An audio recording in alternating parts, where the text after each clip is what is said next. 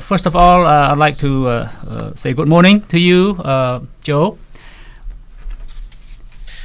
ជំរាបសួរ បាទជំរាបសួរបាទ welcome to our Idea Talk program and thank you for being with us early in the morning Pacific time. Before I begin, I'd like to recognize Joe is a Marine Corps veteran serving with 3rd Battalion, 4th Marines deployed to Afghanistan in 2011. He is now running for Tacoma City Council's 5th district seat, Washington State. Thank you for your service, first of all. And my first question to you, what makes you move from a military life to civilian life and run for the city council's seat in your district? Thank you so much. To me, service to the country and service to the community is very important and is one of the highest callings a person can make. Because what is life if not to serve others and to help and support each other? So it was a natural transition to me after having served in the Marines for over a decade to move in and search and be a part of the community and doing volunteer work. The opportunity came up to run for city council, and I wanted to continue that service and continue to advocate and fight for my community to make things better. And so it was a natural choice for me. Thank you. Can you tell our audience what Cambodian or Asian demographics in South Tacoma and South End neighborhood in relation to other ethnic groups? Yes, it's a very diverse district. It covers, it's about 50% white, but the other 50% is a mix of other races and ethnicities. Right. 10% is Asian American, and around overall for the whole city of Tacoma, about 1.5% is Cambodian Americans specifically. In the August 3rd primary, you are the front runner, capturing more than 47%. Compared to other two candidates, trailing you with nearly 39% and nearly 14%.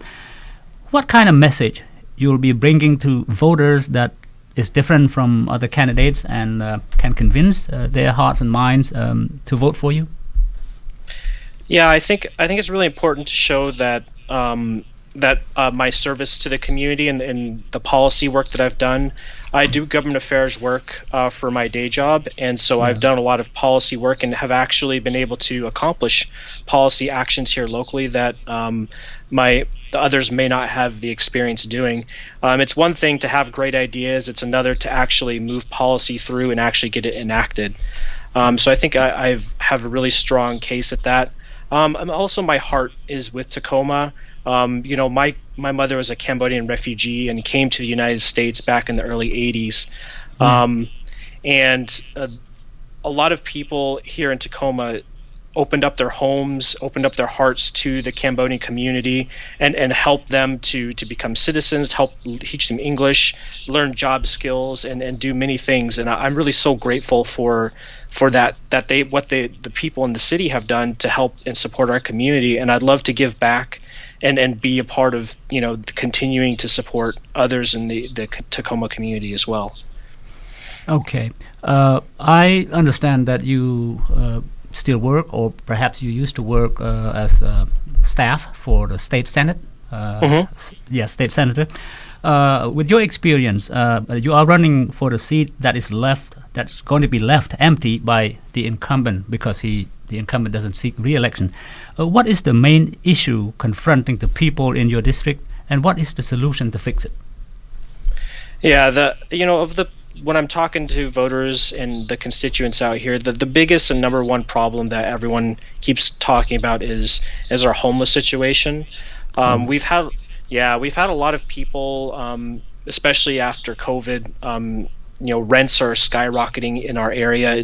Our region is growing very quickly, and the incomes are not keeping pace with housing affordability.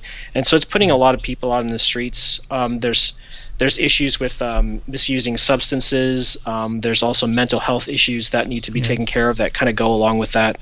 To me, it needs to be a regional approach. We need to come together with local governments across our region to help build tiny homes, purchase hotels, and expanding shelter spaces so we can get folks off the streets and into those shelters so they can get the services and the help they need to help themselves get better, and into more permanent housing. Thank you. Under Washington state law, do candidates for public office have to declare their party affiliation? Does any political party help fund your campaign? Yeah, so in Washington state, the city council races are nonpartisan. And so you don't have to declare a party affiliation. Once you get into the county and higher level, then there is a declaration of party affiliation.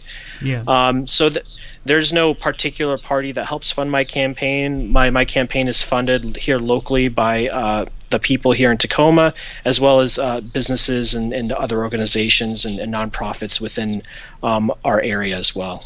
I see. Okay. Let me ask you about our government policy to pull out of Afghanistan, since you served in Afghanistan with the Marine Corps. About our Afghan friends and allies who helped us in the long war. Should we continue to strengthen our ally or just leave it to defend itself, like what we did in Indochina? Yeah, this is a really big issue that's... It's a national policy, yeah. Yeah, national policy, and I did spend some time in Afghanistan with interpreters, also with the Afghan National Army and Afghan National Police. Yeah. There's a lot of competent individuals over there that have been helpful to the United States, and I think the U.S. has an obligation to stand by its allies. Yeah. And I'm really disheartened to see how I feel from my perspective that the pull out of Afghanistan has been a bit mismanaged. We need to make sure that we're assisting and pulling out interpreters and folks that have helped us through the long war. I look back at what happened in Indochina, and the United States kind of comes in and does all these things, but doesn't take responsibility for the actions that they do. And my family has been a direct result of those actions, and many in the Cambodian community. But those similar actions, the lessons have not been learned, and are happening in Afghanistan right now.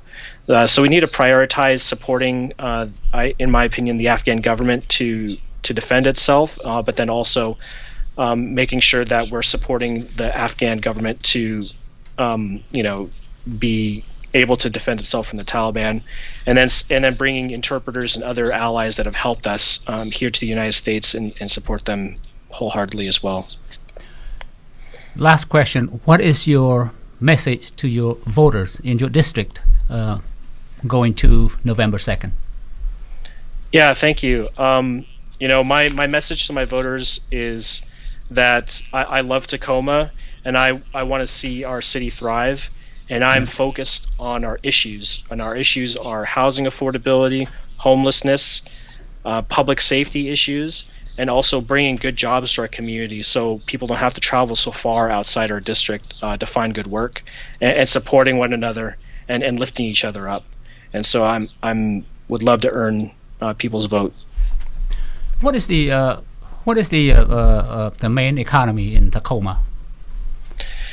Yeah, it's a very diverse. We're very close to the Joint Base Lewis and McChord, which is one of the largest military installations in the United States. We also have a world-class port. It's a deep sea port, which brings in a lot of import-exports from Asia. And we have a large industrial sector. And then we also have a lot of people in the services in my district and trades, like construction and then there's a lot of real estate as well. The housing prices and this cost of living in this area has gone up quite a bit. A lot of people are moving to our area from all over the country. I see. Mm-hmm. Okay, give us your assessment percentage of hope. How many percent are you hoping to achieve what you are trying to do? I'm optimistic. I think.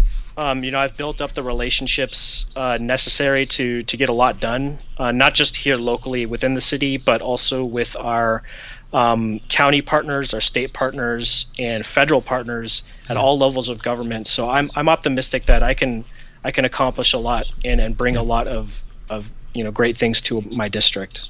Sure. Well, Joe Bushnell, congratulations and good luck to you. Thank you, Akun. Akun, thank you for making time with us this morning.